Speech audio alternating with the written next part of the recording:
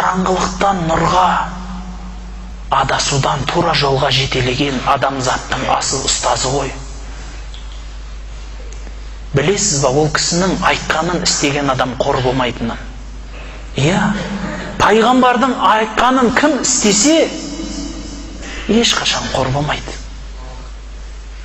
Бір күні Мадинада бір құл бопты.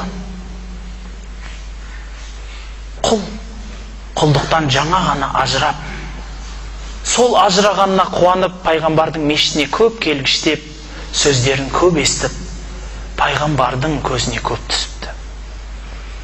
Қараса, әлгі кісі жалғыз өзі келет та тұрады, бірақ жас жігіт қайнап тұрған. Құл емес, азат болған. Сұрайды ғой: бәленше, сен үйленбейсің ба? Сөйтсе, әлгі кісі өзі көріксіздеу болған екен. Көріксіздеу. Бір жағы ақшасы жоқ, бір жағы ағайын туысы жоқ. Кім ол өзі, сонда? Соны айтады ғой пайғамбарымыз: я Расулалла, мен ешкім емеспін. Кім маған қызын береді? Мен құлмын, кеше сол өзімнің азаттығымды алған. Мен кедеймін, бар байлығым осы мешітке келіп оқыған намазым, айтқан тәсбихім, бүкіл ақшам, дүнием. Және өзім бармын. Түрім де келіспей қалған. Бір көзім үлкен, бір көзім кішкентай. Басым денемнен үлкен. Мына түріме қарап, кім қызын береді дейсің? Пайғамбарымыз айтады: жоқ. Неге? Пәленше деген бір саудагер кісі бар. Соның қызы бой жетіп қалды болу керек. Жақсы қыз. Сол қызды айттырып бар менің атымнан дейді. Пайғамбарымыз саллаллаху алейхи ва саллям осы сөзді айта салысыменен әлгі жігіт қуана әлгі кісінің үйіне жетіп барып есік қағады. Ассаламу алейкум, келіңіз. Мен пайғамбардың бір жолдауымен келдім. Онда тіптен қош кепсіз деп төрден бірақ шығады. Айтыңыз, қызыңызға құда түсіп келдік.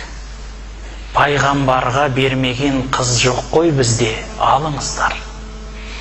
Жоқ, пайғамбарға емес, маған. Сізге ма? Ойланайықшы. Тойдың жағдайы керек әлі. Анасымен ақылдасайық. Ағайын туыс деген бар. Біраз сен де ойланып келсейші. Қарасаңшы сөздерді. Бұл сөзді анасы да әлгі қыз да естіп тұрады көрші бөлмеден. Жігіт бұл сөздерді әбден естіген, біледі. Бірақ жарайды енді деп орнынан тұрмаққа қамданғанда қыздың дауысы шықты, дейді: әкетай, Аллахтың пайғамбары айтылғанда, одан әмір келгенде, сіз соны қабылдамайынша иманда толық болмайсыз. Ұстамаңыз мені. Алланың пайғамбары ешқашан маған жамандықты бұйырмайды. Ол кісі ұлы зат, білесіз. Мейірбан зат. Мұсылмандардың жанашыры, қамқоршысы. Мені қорлыққа, жамандыққа жұмсамайды.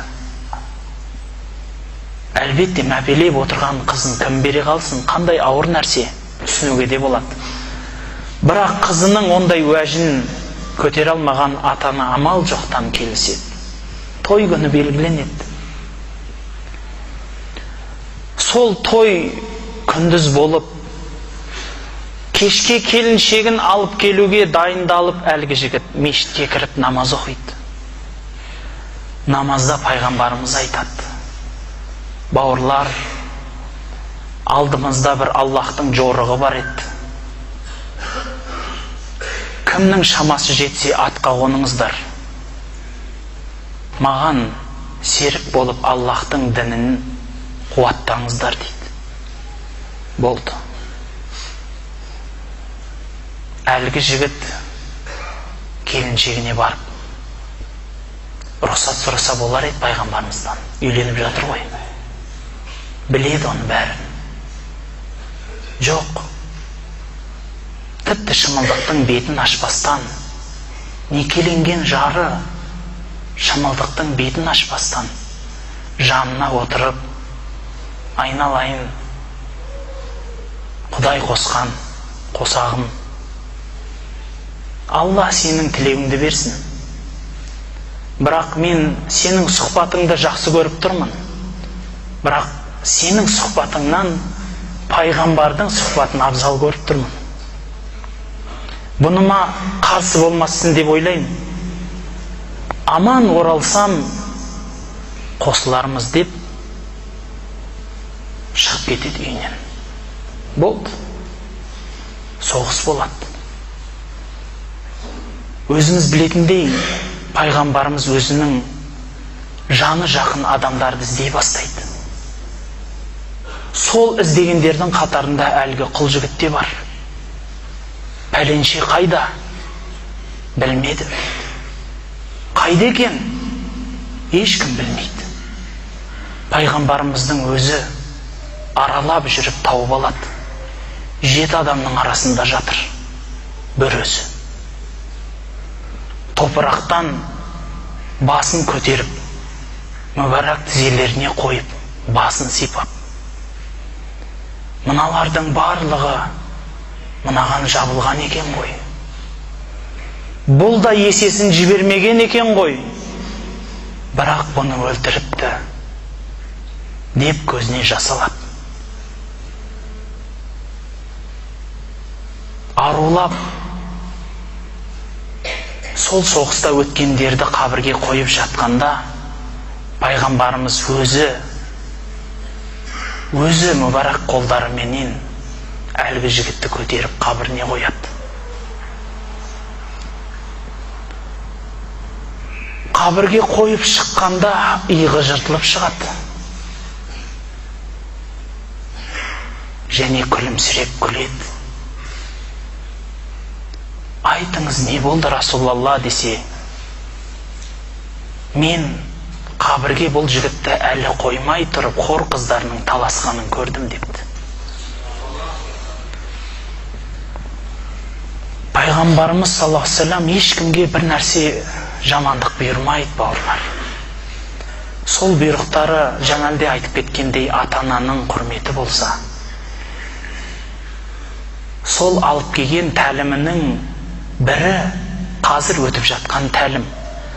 Ол сіз өзіңіз Аллахқа қадам қылмайынша, өзіңіз өзгертпейінше, Аллах сіздің жағдайыңызды өзгертіп қоймайды.